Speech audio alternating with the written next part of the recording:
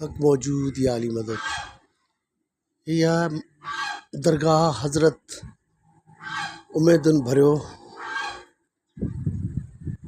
उमेद अली साईं उमेदन भरियो Jilani hill top cinema जे हेठियां हैदराबाद में क़दीम दरगाह है पुरानी। साईं जो गुंबद भी पुराणो ठहियलु आहे अंदरि। ही साईं जा दरवेश फ़क़ीर आहिनि जेके उन ज़माने में ड्यूटी ॾींदा हुआ। ही सरकार जिन जी मज़ार मुबारक आहे। तारीख़ तुफ़तुल कराम में सरकार जिन खे शाह भिरियो जे नाले सां यादि कयो वियो आहे। ही साम्हूं कोहरनि जो ॻोठ आहे हिन पासे। ही साईं जी क़दीम दरगाह आहे अंदरि। पुराणो रोज़ो अथसि। इन ते ही टाइल्स मार्बल हणी हाणे हिनखे वरी नए तरीक़े सां थोरो खुलासो कयो वियो आहे। ही सरकार जिन जा मज़ार मुबारक आहे।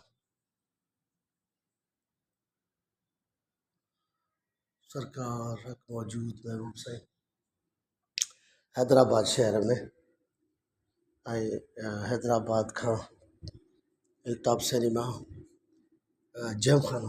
जीएम खाना जे पुठे पासे बैक साइड ते साईं जी दरगाह आहे। दरगाह उमेदनि भरियो तमामु साईं जे साम्हूं वसी खुलो अंगण ऐं मैदान आहे। साईं जो खूह मशहूरु आहे जंहिंमें जल्द या मरीज़ अची वेंजंदा आहिनि। हिते तमामु घणी तादाद में ईंदा आहिनि माण्हू हैदराबाद जा। ही साम्हूं लतीफ़ाबाद जो शहरु आहे। खुलो ग्राउंड आहे।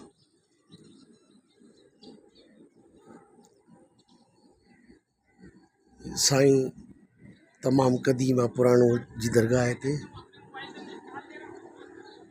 ऐं ही क़दीम आहे क़दीम मज़ार उन नेरून कोट वारे दौर जी। साईं जो तुफ़तुल कराम में बि ज़िक्र आहे। ही साईं जो फ़क़ीर आहे नूर हुसैन पंवरवल थानीरियो फ़क़ीर। ऐं इन जे वालिद साहब जी मज़ार वरी हिन पासे आहे। इहो ही आहे मज़ार हिन जे वालिद साहब जी थानीरियो फ़क़ीर।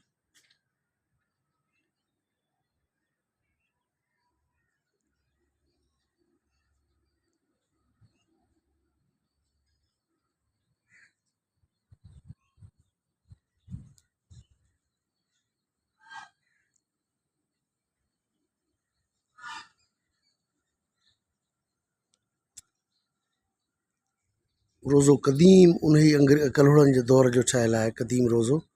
पोइ अंदरि हिन में अमेंडमेंट कई वई आहे। थोरा मार्बल टाइल्स वग़ैरह हया विया आहिनि। असां त बचपन खां वठी इन मज़ार ते ईंदा रहंदा आहियूं। मोहबत अली साईं यावर अली काज़मी असां खोड़ दफ़ा गॾु अची साईं वटि वेंदा हुआसीं हिते। उमेदनि भरियो सरकार हक मौजूद या अली मदद।